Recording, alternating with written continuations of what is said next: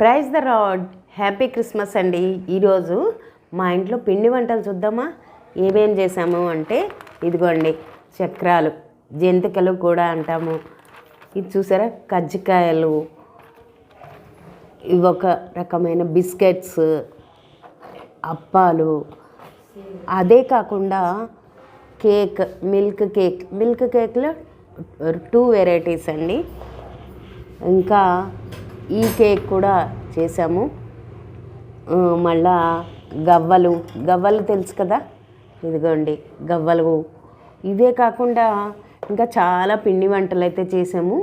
ఇంకా స్వీట్ కూడా ఉండాలని చెప్పేసి ఇదిగోండి పాయసం కూడా చేసాము. వేడివేడిగా తినడం కోసం అని చేసాను, చూసారా.